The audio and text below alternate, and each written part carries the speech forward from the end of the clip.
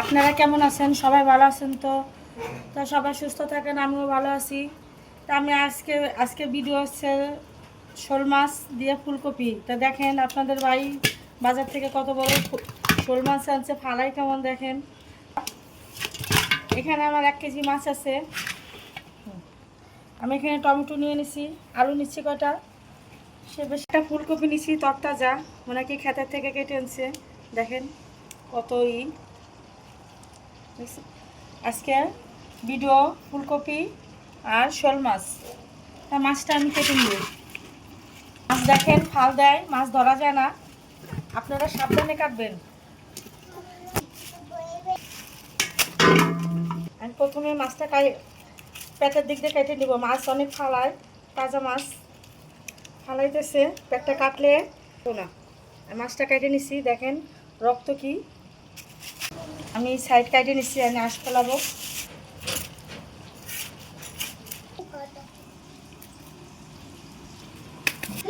একটা মাছ আমি কেটে নিচ্ছি, এই মাছটাও ফালাইতেছে হাতের থেকে, মাছ কাটতে পারতেছি না, মাছ দৌড় দেয়,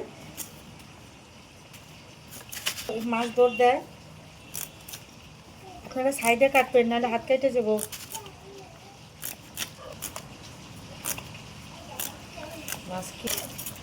মাছটি দেখেন, আমি মাছটি কাটে মাছটির লগে যুদ্ধ করছি, যুদ্ধ করে মাছ কাটছি আজকে। এই মাছ কাটে দিয়ে ডলে আনছি, আর মাছটা কেটে নিব।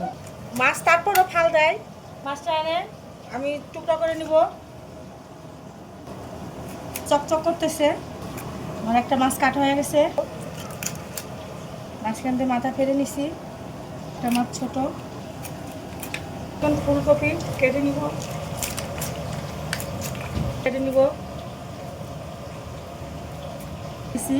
ফুলকপির ভিতর পোক থাকে, পানির ভিতর দিয়ে দিলে পোকটি বেড়ে যায়।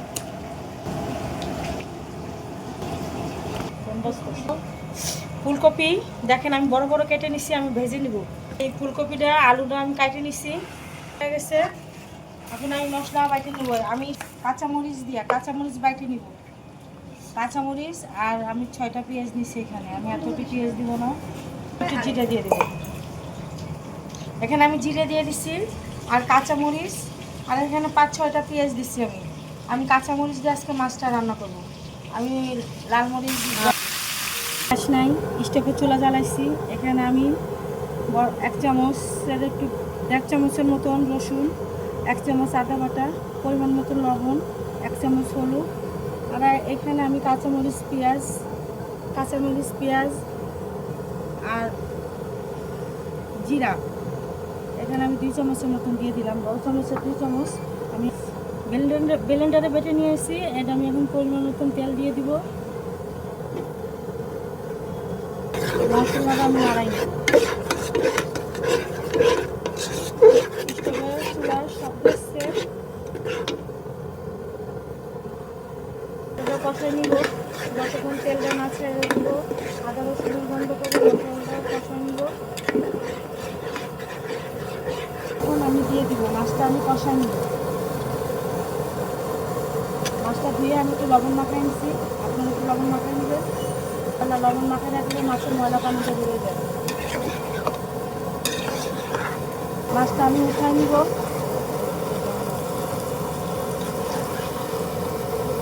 5 মিনিটের জন্য আমি মাছটা কষাই নিচ্ছি, কষাই নিয়ে আমি উঠায় রেখে দিচ্ছি। এখন আমি হালকা করে ফুলকপি আলু রেখে নিচ্ছি, এটা আমি দিয়ে আবার কষাই নিব। এখন আমি টমেটো দিয়ে দিব, 2টা টমেটো কেটেছি, টমেটো দিয়ে দিব। তবে আমার এই ফুলকপি আলু কষানো হয়ে গেছে, আমি ঝোলের পানি দিয়ে দেবো। আমি মাছটা একটু ঝোল খাবো আজকে, তাজা মাছের একটু ঝোল খাবো আজকে, এই একটু পানি আমি বেশি দিয়ে দিচ্ছি। ঢাকনাটা রেখে দেবো 20 মিনিটের জন্য। ঢাকনাটা উঠিয়ে নিলাম। আর দেখেন আমার কপিটা আলুটা সিদ্ধ হয়ে গেছে, এটা টমেটোটা। আমি এখন মাছটা দিয়ে দেবো, মাছটা কষায় রেখেছি, মাছটা দিয়ে দিব। আমি মাছটি দিয়ে দিলাম। আমি এখন ঢাকনা দিয়ে রেখে দিব 5 মিনিটের জন্য। 5 মিনিট হয়ে গেলে আমার মাছটা হয়ে যাবে।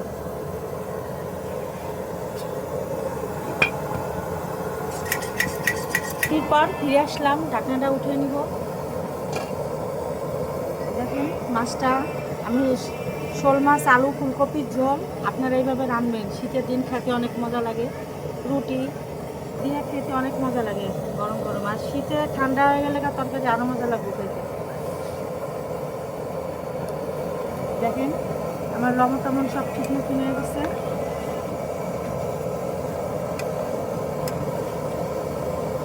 মাছটা দেখেন কত সুন্দর হয়েছে।